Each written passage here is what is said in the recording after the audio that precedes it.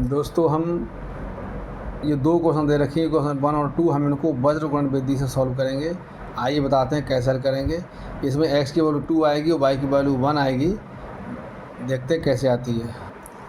इसके लिए क्या करेंगे, बाई क्रॉस मल्टीप्लिकेशन मेथड करते हैं इसे इंग्लिश में। हमने x का जो मतलब x लेंगे, y लेंगे और कांस्टेंट टर्म लेंगे। तो x लिया, y लिया और कांस्टेंट टर्म ले लिया, 1 ले लिया मतलब। तो यहाँ पहला प्लस होता है, दूसरा माइनस लगा देते हैं, फिर प्लस।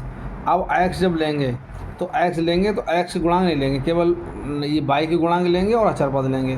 तो यहाँ y के गुणांक है 1 लिख दिया, यहाँ y गुणांक 2 है, ये 2 लिख दिया। देखो फिर यहाँ अचर पद -5 है, -8 है, 2 -5 -8 लिख दिया। जब y लेंगे तो 2 लेंगे -5 और 3 -8 लेंगे। भाई 2 -5 3 -8 ले लिया, y वाले छोड़ देंगे। जब अचर पद पे आएंगे तो चाहे यहाँ कोई भी संख्या लिखी, हमेशा ऊपर 1 लिखा जाएगा। कोई भी संख्या ऊपर यहाँ लिखी हुई, जैसे -5 -8 है, कुछ और भी होगा तब भी ये 1 लिखा जाएगा।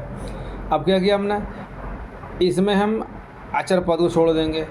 अब x गुणांक ये 2 है, ये नीचे 3 है, ये 2 3 लिख दिया। ऊपर y गुणांक 1 है और यहाँ y गुणांक 2 ये लिख दिया।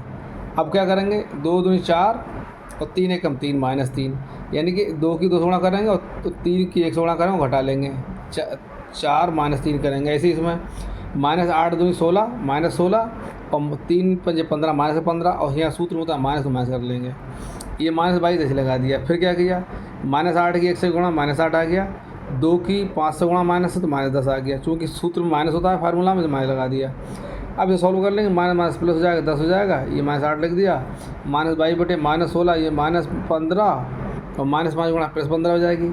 ये तुम्हारा 4 में 3 1 आ जाएगा। अब क्या करेंगे इसमें, ये तुम्हारा 10 में 60 जाएगा, ये 10 में 60 जाएगा, x बटे 2 बचा।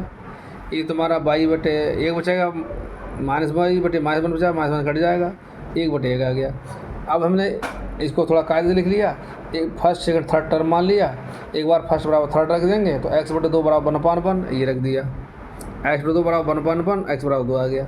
अगली बार क्या करेंगे, सेकंड टर्म बराबर थर्ड टर्म रख लेंगे, तो हमने लिख दिया, ये लिखा है।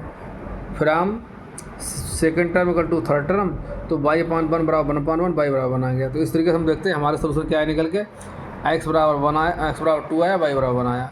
तो ये था तुम्हारा क्रॉस मल्टीप्लिकेशन मेथड था। तो आप इसको इस तरीके से सॉल्व करेंगे। एक बात मैं आपको और बता दें यहाँ पे कि जब x और -y 1 लेते हैं, उसके बाद में जब x लेंगे तो x वाले गुणांक नहीं लेंगे, जब y लेंगे y वाले गुणांक नहीं लेंगे, और जब अचर पद लेंगे तो अचर पद वाले गुणांक नहीं लेंगे। यही ध्यान रखना है। वीडियो को लाइक करें, शेयर करें। जय हिंद, जय भारत।